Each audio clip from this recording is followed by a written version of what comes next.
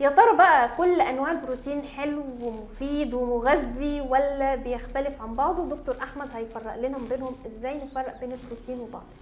احنا ممكن نفرق ما بين انواع البروتين في تقسيمه اولانيه. ممكن بشكل بسيط جدا احنا بنقول الشكل المبسط او ابسط شكل من اشكال البروتين اسمه الامينو اسيد او الحمض الاميني. الحمض الاميني ده قد يكون حمض اميني اساسي او حمض اميني غير اساسي. يعني ايه اساسي؟ يعني اساسي تاكله في اكلك، لان انت لو ما اكلتوش هيحصل منه نقص. طب غير اساسي ده يعني مش لازم تاكله في اكلك، كلته او ما كلتوش الجسم ممكن يصنعه بشكل سهل. طيب على حسب الاحماض الامينيه او نوع الحمض الاميني هنبدا نقسم البروتين بقى بشكل تاني. يعني ايه البروتين؟ احنا عندنا بروتين نباتي وبروتين حيواني. البروتين الحيواني بنقول عليه بروتين كامل. يعني ايه بروتين كامل؟ يعني حته اللحمه اللي حضرتك بتاكلها دي بيبقى فيها كل الاحماض الامينيه الاساسيه والغير اساسيه اللي حضرتك محتاجها. يعني خد لحمه وما تعدش ورايا، تمام؟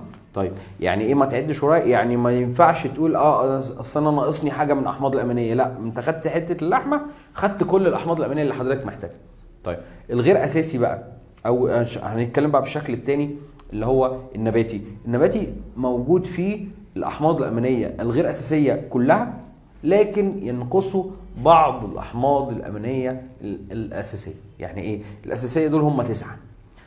يعني مثلا لو اتكلمنا عن الفول اللي هو بروتين نباتي هتلاقي مثلا فيه 4، الشوفان هتلاقي بتاع 5، مش عارف القمح هتلاقي فيه 3. فبالتالي عشان اخد نفس القيمة الغذائية ونفس المحتوى بتاع الأحماض الدهنية للبروتين الحيواني لازم اخد كذا صنف من أصناف البروتين النباتي مع بعض. ما ينفعش اخد صنف واحد.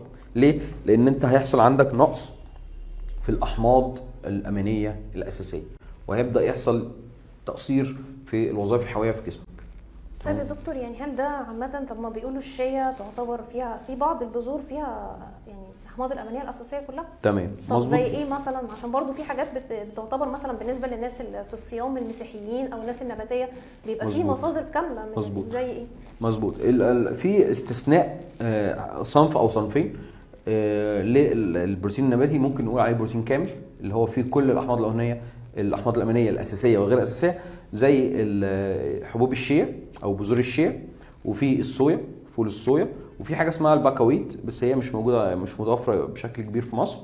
الأصناف دي احنا بنقول عليها بروتين كامل. يعني إيه كامل؟ يعني فيه كل الأحماض الأمينية اللي حضرتك عايزها سواء أساسية أو غير أساسية. فدول استثناء من الأحماض الأمينية أو من أنواع البروتين النباتي الكامل.